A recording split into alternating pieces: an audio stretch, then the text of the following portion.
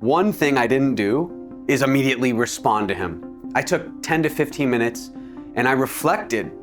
And this is the lesson I learned from this story. This is the reason I shared this story. Guess what? They're gonna say, oh, okay, yeah. And they already are on your side. Take it one step forward. If you're talking to them in person, walk on the other side of that table and sit with them, not across from them, because you don't want a barrier between yourselves. All right, welcome to another episode of the Direct Your Life podcast. I'm Tony Soriano, your coach today, and I have a question straight out for you. Are you a reactor or a responder? Do you react immediately to negative news, negative people, negative comments, negative texts, or do you take it in, take some time, have some intent on how you want to respond? That's the question for today. I'm also going to share 3 lessons that I've learned that really helps me streamline the good stuff in my life. And I hope you can check it out, adjust it, learn it for yourselves, and see if it works for you. And then I'm gonna have 3 things I ask of you at the end of this episode. So stick around, let's get into it. The first question again, are you a reactor? Are you a responder? Think about the first responders when there's an incident, a dangerous incident in society. They are responders because they have good intent to try to help. They're not just getting the call, reacting, flipping out. That would not work. That wouldn't help. You want to be the responder in life, in relationships, and it takes practice. It takes conditioning. Before I really start about the lessons, let me share a quick little story that just happened. Let's call this gentleman Skinny Bob. I contacted Skinny Bob to ask something about his business because I was curious if they offered a certain thing I was interested in. He got back to me, it was really nice. And then I didn't respond to him for a week because I had a lot of things I was doing. It wasn't pressing. Then I finally got back to him today and I thought, you know what? While I'm thanking him, I'm a video producer, director producer. Let me check out his site one more time, see if he has a video. Maybe he needs a video. Maybe I could help him. Maybe not. But it's my duty as a film producer to ask businesses if I can provide film services. So I emailed him. I took my time and shared a little bit about me, didn't make a long email. And I said, hey, you want to meet up or talk about this? It would be great. I'd make some time for you. Let me know. Send. Guess what happened? Within minutes, Skinny Bob reacted. And it was one of those reactions like, oh, this guy's trying to sell me something. No, thanks for the bait and switch. Don't ever contact me again. I admit I was a little bit reactive first, just emotionally. I said, whoa, why does this guy think I'm attacking him or something? It's not like it was a hard sales thing. And then I started to see how he could perceive it. And I thought, all right, what can I learn here? One thing I didn't do is immediately respond to him. I took 10 to 15 minutes and I reflected. And this is the lesson I learned from this story. This is the reason I shared this story. Because 1, I didn't want the emotional reaction I had to go into my day. That doesn't serve me. 2, I didn't want to respond to him and have like some silly waste of time war back and forth. So I thought, okay, wow, he misinterpreted what I said and how I was offering my service because I actually wanted to help. His site looked really fun and interesting. There was little cartoon characters everywhere and I was like, oh, I would want to work with this guy, help with this guy. He has no video. Maybe he wants a video. I don't know. Let me ask. So I was genuinely interested. Now, maybe my email wasn't perfect and I can't expect it to be perfect. I can't expect his reaction to be perfect. I could expect he's going to react. People just most of the time, they don't take a few moments. They don't take a few beats before they respond. They just react. And that doesn't serve us. So that first lesson is you get what you focus on and what you label things as, and those 2 things dictate what you do. Tony Robbins, the practical psychologist, he always taught me, you have the choice to focus on the good or the bad. You have the choice to decide what this is meaning to you, And then you have the choice to do what you should or should not do, right? So Skinny Bob focused on this guy's emailing me trying to sell me something. What's his deal? Instead of maybe, let me change the meaning. Maybe this guy wants to help genuinely. Let me check out his site. And if he did, he probably would have seen all these cool commercials I've produced and seen all the things and people and products that I've helped flourish, but he probably didn't. So that was his meaning he focused on what I was doing to him. He put the negative meaning on it, and then he took that reaction response. I don't know about you. Have you ever got a negative text or something and then you auto-responded? You're like, there, and then you regretted it? I'm sure we all have done that. Does not serve us. It's a battle you do not want to engage in. So that's the first lesson. What do you focus on in life, in communication? What meaning are you going to give it? And what are you going to do? And to inject one last thing in that lesson is, why not give people the benefit of the doubt first and then ask and clarify? What a concept, right? Geez, it took me a while in my life to condition the way I respond, where I take beats, I pause. I mean, I have a mouth on me, people know that. And often I'll say silly, hopefully comedic remarks when I'm out and about, and that's a little bit reactionary. But I say, hey, if I'm doing it in good humor, I'm okay. But if it's something real, something negative, or it's a relationship, I don't want to damage it. I want to build it up. I want to make it better. I want to learn. I want to make sure that I'm using this situation as a way to communicate better, because communication, to me, to pretty much everyone in the world, if you just stop and think about it, is one of the number one things you need to work on for the rest of your life. That's lesson one. Grab a pen. Lesson two, this one can change everything in your life. I learned this from many arguments. Many people that love me have told me this.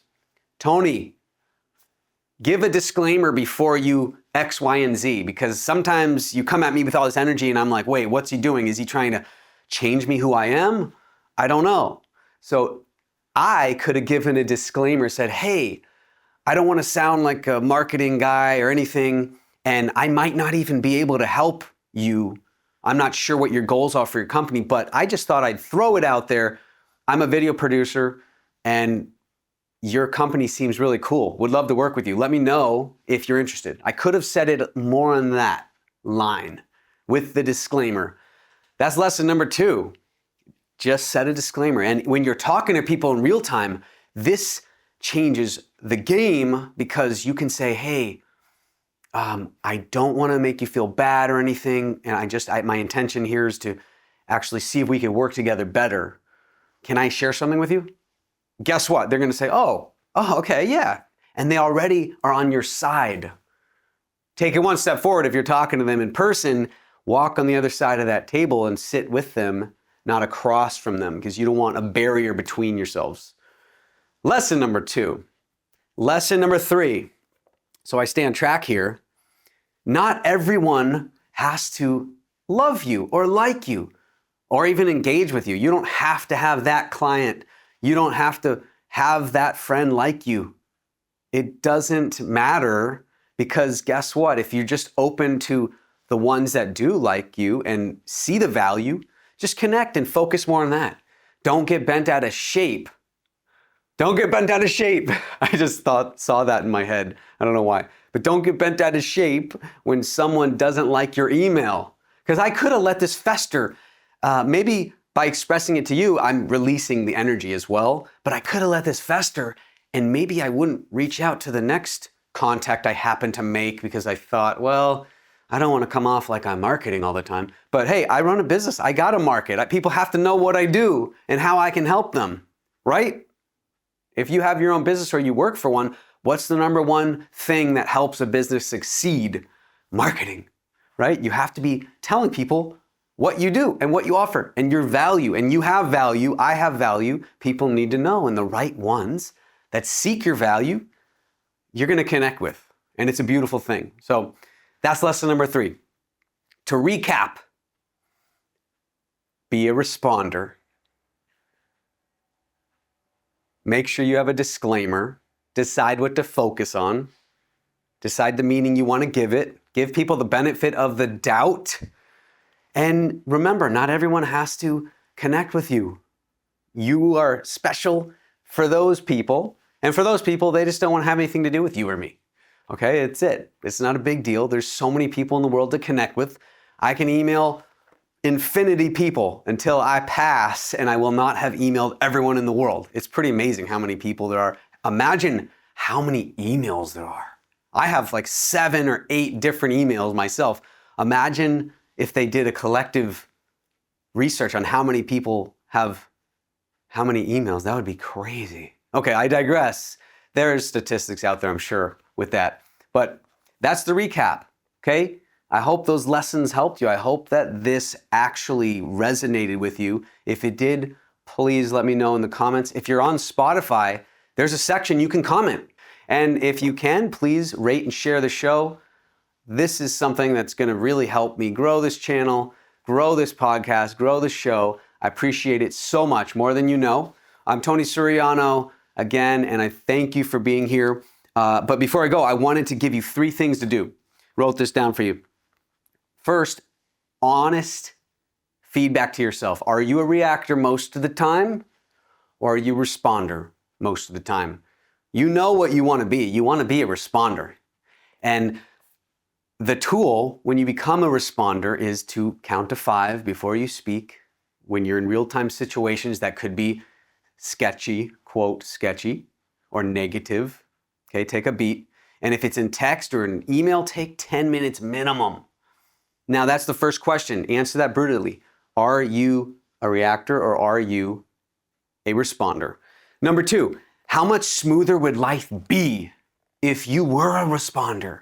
Imagine every relationship discussion, every debacle, every kerfuffle. You just coolly sit back and you really listen to them. You gave them the benefit of the doubt. You counted to 5 in your head. You set good intention, and then you went in and spoke. How amazing would your life be? Your relationships, everything, your business, your emails. I know it's going to help me just by saying this to you because it's going to condition it even more for my next interaction. That's number 2. Number 3, ask someone to hold you accountable because it's hard to do everything by yourself. I should know. I used to be that guy that tried to do everything by himself. My ego was inflating and I didn't get that far because you can kind of get far by yourself. But man, when you work together with people in a community that holds you accountable or your friend, you get far and you actually will develop the habits you want. So find that friend you trust and say, hey, listen, I want to be a responder. So whenever we're chatting, if there's something I react to, just remind me, say, hey, I thought you were going to respond and take like 5 seconds, 6 seconds before you respond. Think about that. If you asked a friend right now, could you hold me accountable? When I get crazy emails or texts, can you make sure I do not do this, gotcha, because you do not want to be that person. I know too many people that they email and text me so quickly when there's any little problem, and I'm just, whoa, I feel sorry for them because they're probably not going to grow. Their biggest problem is this little thing when there's so many other awesome problems to solve, which I would call puzzles that are fulfilling out there. If you are really interested in having someone hold you accountable, check out creativesunleashed.com/mastermind. This is a monthly live and a private community that I put together, and it's really excited. This is brand new.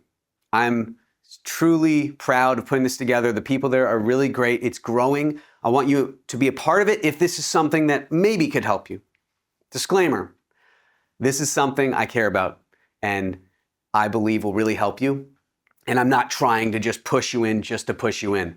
I want to make sure it actually could help you. So check it out, creativesunleashed.com/mastermind. You can see all the information there and see how it is. This is the group to be in if you want to be held accountable and get to your next level. That's it for today. Thank you so much. I'm excited that you stayed this far and you're still listening. If you are, please share this to someone that needs it, and I'll see you in the next episode.